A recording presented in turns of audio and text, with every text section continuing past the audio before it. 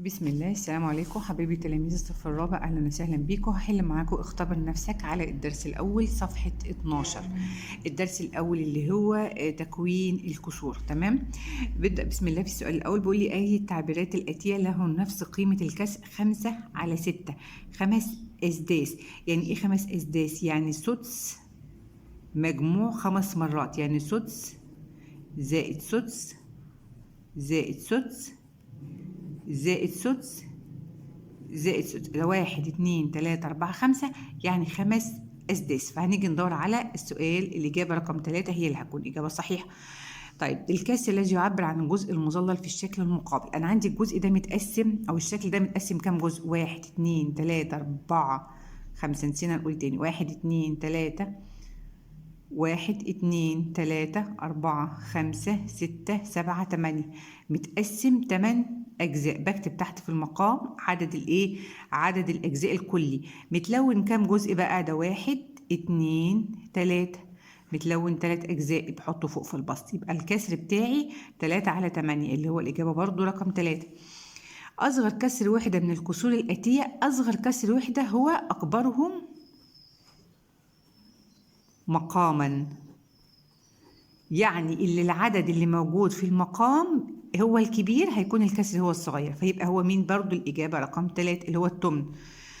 عدد كسور الوحدة التي تكون 5 أثمان هو 5 أثمان. عدد كسور الوحدة 5 أثمان. عدد كسور الوحدة دوما اللي هو العدد المكتوب فوق في البسط، يبقى 5 كسور.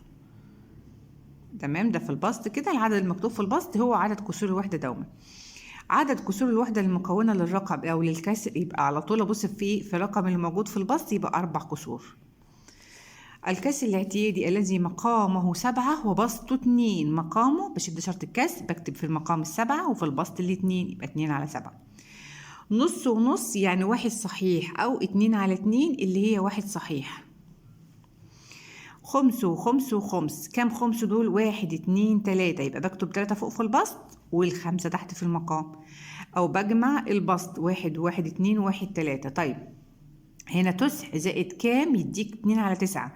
9 و9 عددهم كام؟ عددهم 2، يبقى 9 زائد 9. طب تعالوا نشوف علامة صح أم خطأ. على خط الأعداد اللي قدامي ده، عدد كسور الوحدة سدس التي تمثل النقطة K.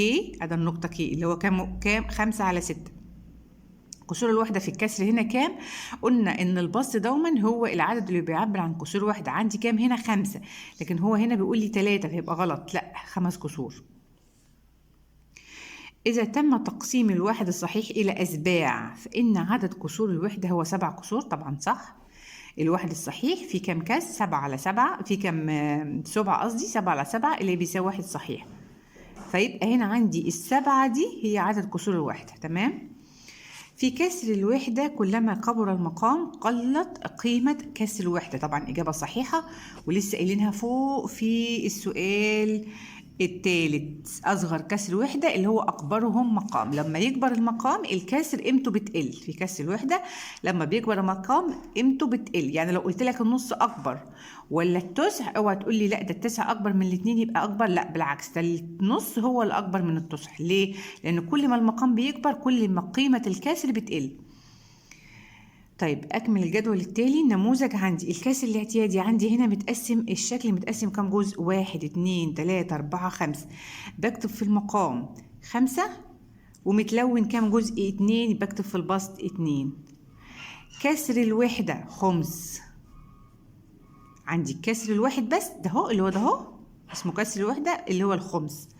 معدل تكوين الكسر الاعتيادي من كسور الوحدة عندي خمس زائد خمس. اشمعنى؟ عشان يبقوا ايه؟ خمسين، اللي هو 2/5. معدل تكوين الواحد الصحيح من كسر الوحدة. انا عندي الواحد الصحيح فيه كام خمس؟ 5 أخماس، يبقى ده خمس زائد خمس زائد خمس زائد خمس زائد خمس، يديك ايه؟ يديك واحد صحيح، خد بالك. طيب، نيجي هنا تلت وتلت تلتين، يبقى كسر الوحدة عندك كام؟ تلت. الكسر الاعتيادي كام؟ تلتين. ارسمه بقى. هرسم نموذج كده اهو، متقسم كام جزء؟ 3 أجزاء. 1 2 3 كده 3 أجزاء اهو. متلون منهم كام جزء؟ جزئين، يبقى هنا هلون جزئين. هذا الجزء الاولاني وده الجزء الاولاني التاني، عشان يبقى ايه؟ الكسر الاعتيادي تلتين.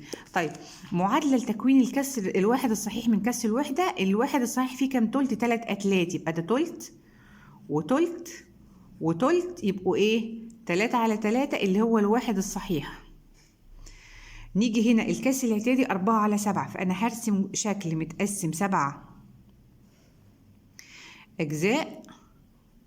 ادا 1 2 3 4 5، واحاول اخليهم كلهم قد بعض 7. عدوا كده معايا: 1 2 3 4 5 6 7.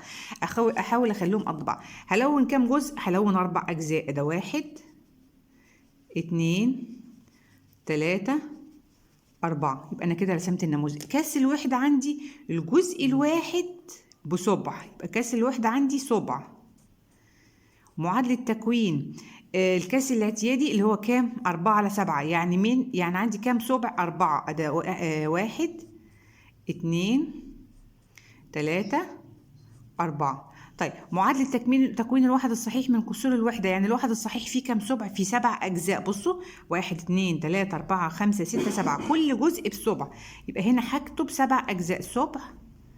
أدي 2 أدي 3 أدي 4 5 6 7. يبقى كده 7 أسباع اللي هو الواحد الصحيح.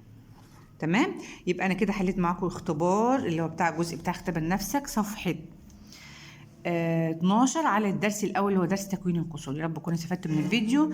ما ننساش اللايك لو سمحتوا، وانتظروني ان شاء الله بتفعيل الجرس في الفيديو القادم. ان شاء الله نكمل مع بعض باقي الدروس. ربنا يوفقكم. شكرا والسلام عليكم ورحمه الله.